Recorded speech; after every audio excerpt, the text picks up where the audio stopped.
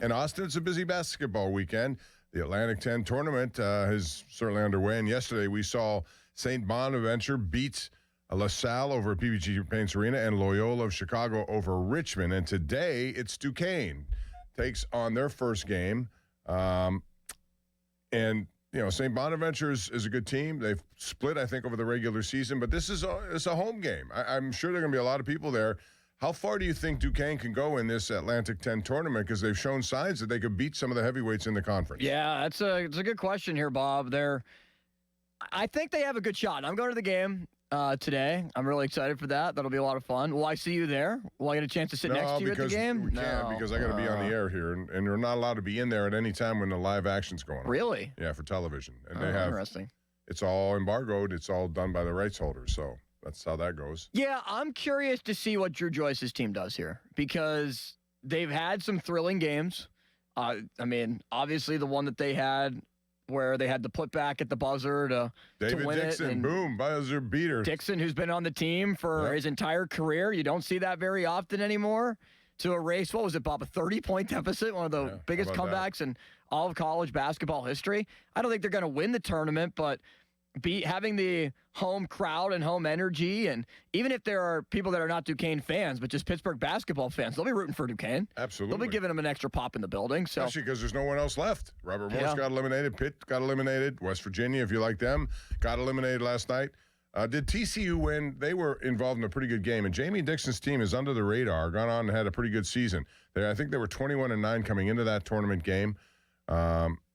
And I didn't see a They beat Oklahoma State 65 or 95-88 last night. And they got a good shooting team. They rebound well. They do the things that Jamie Dixon likes, and they now beat Oklahoma State all 3 times this season, which is hard to do, but he did it last night, so now they got 22 wins, which leads me to this discussion about the bigger picture here, the NCAA tournament, because I've been watching, and I will watch again today, the Miami Redhawks go at it. They're undefeated. They were the first team since Gonzaga 6 years ago not have a loss going into a conference tournament. The big question will be the MAC tournament coming up. If they lose it, do they still get in? And who does it bump off? Auburn has been very, very loud in telling people, we deserve to be in at Auburn. Look at our strength of schedule. So I guess the question comes out at 412-928-9370. What is more important to you? How much should strength of schedule matter versus an undefeated regular season, which is only done 6 times before heading into a conference tournament? I think that's a legit question, and I don't think Miami tried to have this kind of strength of schedule. They reached out to a lot of programs. It's up to those programs to tell them if they want.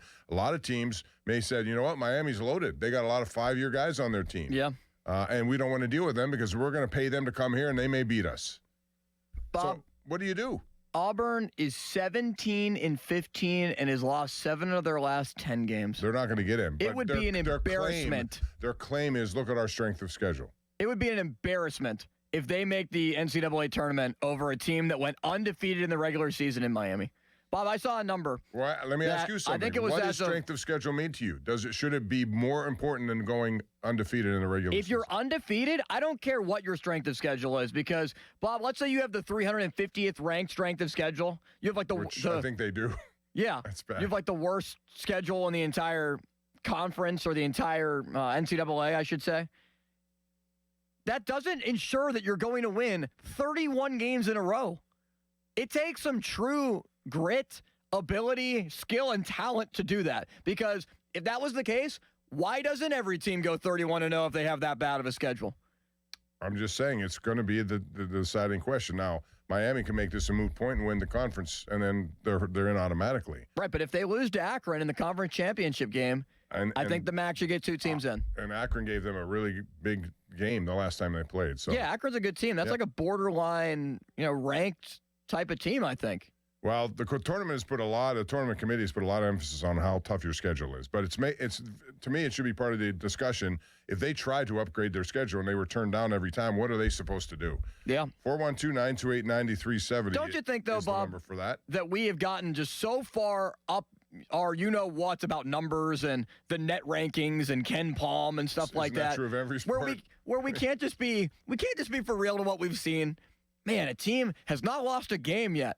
But who did they play? And what's their Ken Palm number? What are all these computers tell us that they're worthy or not? Computers should not tell you if a team is worthy or not of making the tournament when they're 31-0. I'm sorry, that's an embarrassment with regard to college basketball. Well, listen, I think I'm with you, but I also know that if you're going to have that schedule, you have an excuse. Again, they should point out, and I think they've tried to do this, that we chose to upgrade our schedule and we were turned down every time.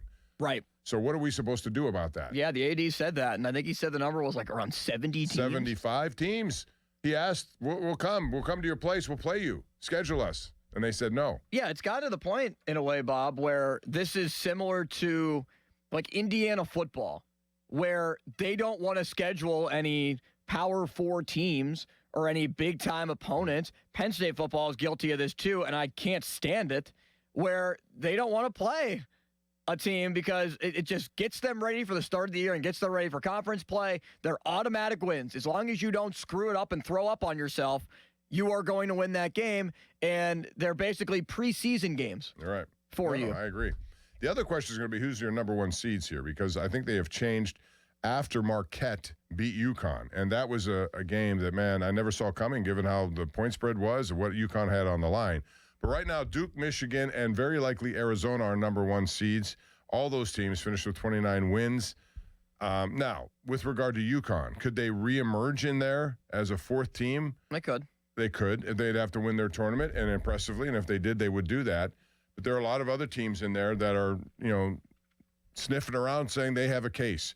This whole thing will made clearer over the weekend when you see the outcomes of some of these games. But I would be wary of UConn. Here's another team I would be not wanting to play in the postseason, only because every year, somehow, some way, they are a factor. And that is Tom Izzo's team. 27 straight tournament appearances. I don't know what they're ranked right now, but they're a team that they've had this experience of doing it. He certainly has.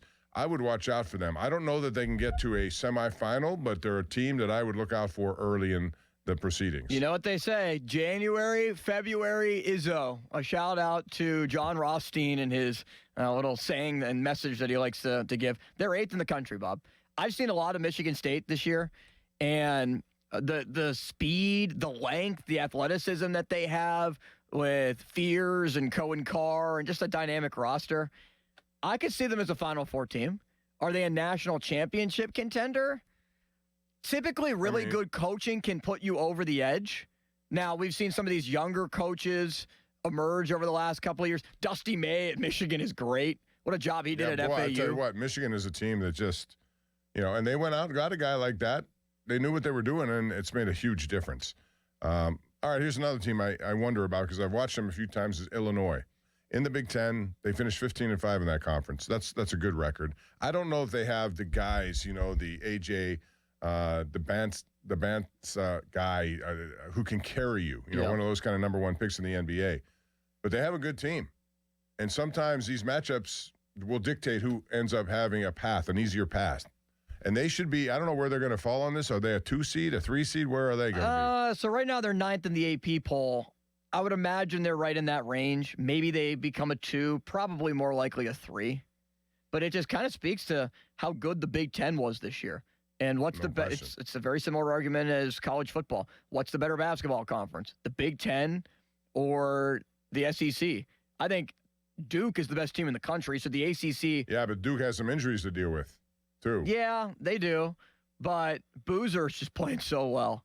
Oh, my gosh. He's going to be the player of the year in college basketball.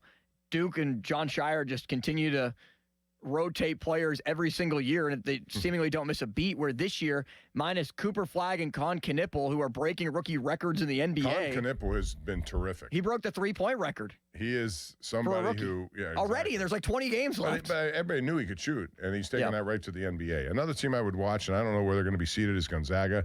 I saw their late-night game the other night. They beat Santa Clara, a very good team.